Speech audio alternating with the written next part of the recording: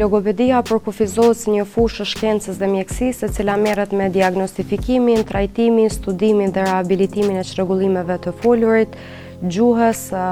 shkrimit, leximit dhe komunikimit në përgjithësi.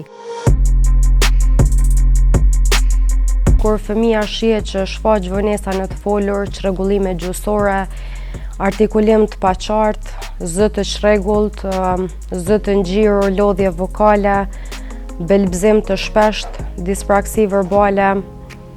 paaftësia në koordinimin e muskujve oral të gojës për menaxhimin e të folurit, atëherë është koha që një fëmijë me vazhdu me seanca logopedike dhe me trajtim. Të disa fëmijë, kur belbzimi i shfaqet tek mosha 2 deri në 5 vjeç, atëherë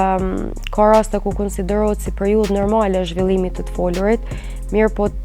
nëse zgjat për më shumë se 6 deri në 12 muaj, atëherë duhet kërkohet mbështetja e logopedit.